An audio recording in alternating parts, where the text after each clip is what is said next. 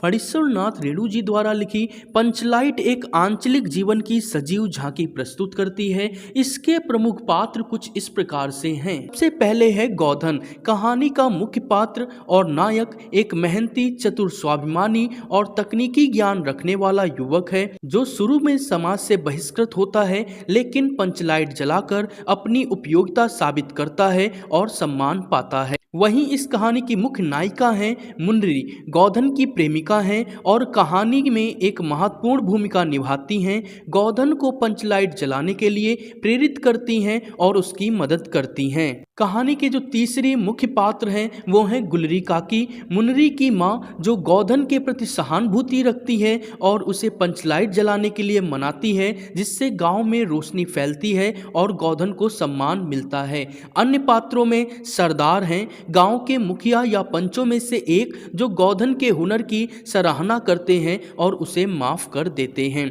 वहीं अंतिम मुख्य पात्र हैं पंच यानी पंचायत, गांव के जिम्मेदार लोग जो गोधन को जाति से बाहर निकालते हैं, लेकिन बाद में उसके कौशल को स्वीकार करते हैं। तो कुछ इस प्रकार से पंचलाइट कहानी के सभी प्रमुख पात्रों की बात हो जाती है। अब हम चलते हैं और पंचलाइट कहानी के संपूर्ण कथानक को समझते हैं, इसके सारांश को समझते हैं। रामनवमी के मेले में महतो टोली के पंचों ने एक पेट्रोमैक्स खरीदा, जिसको गांव वाले पंचलाइट कहकर पुकारते थे। पंचलाइट खरीदने के बाद 10 रुपए बचे थे, जिससे पूजा की सामग्री भी खरीदी गई। उसी में कीर्तन का आयोजन किया गया। उस टोली के सभी लोग पंचलाइट देखने के लिए आ गए, लेकिन प्रश्न उठा कि इसको जलाएगा कौन, क्योंकि खरीदने के पहले यह बात तो दिमाग में आई ही नहीं। लोगों ने यह निर्णय लिया कि दूसरी टोली के लोगों से नहीं जलाया जाएगा, भले ही वही पड़ी रहे। आज किसी ने अपने घर पर डिबरी भी नहीं जलाई थी।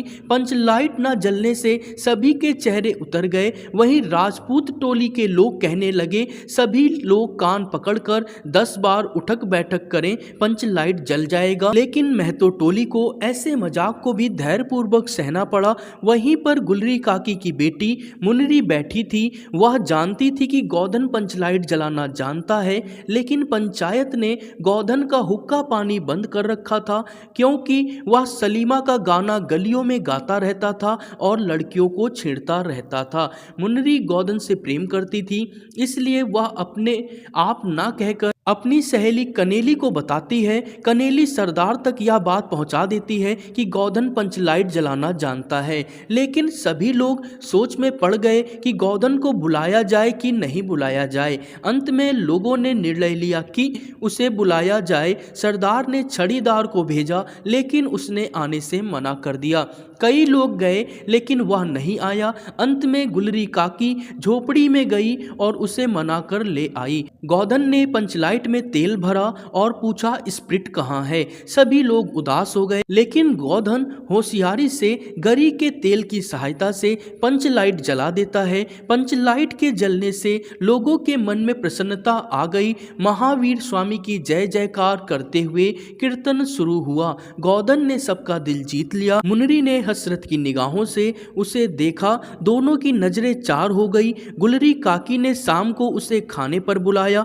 पंच भी अति उत्साहित होकर गोधन को कह देते हैं, तुम्हारा 7 खून माफ, खूब गाओ सलीमा का गाना। तो कहानी का कथानक सजीव है। सीधे साधे अनपढ़ लोगों की संवेदनाओं को वाणी देने में फणीश्वरनाथ रेणु जी समर्थ रहे। इस कहानी में आंचलिक जीवन की सजीव झांकी प्रस्तुत की गई है। तो इसी प्रकार की और भी शानदार वीडियो के लिए हमारे चैनल को सब्सक्राइब करें, वीडियो को हाइप करें, ज़्यादा से ज़्यादा लोगों के साथ शेयर करें और साथ ही साथ में बोर्ड एग्ज़ाम 2026 की संपूर्ण तैयारी और पीडीएफ के लिए हमारे टेलीग्राम चैनल का लिंक डिस्क्रिप्शन बॉक्स में है। हमारे टेलीग्राम चैनल के साथ जुड़ जाइए। मिलते हैं एक और शानदार वीडियो के साथ।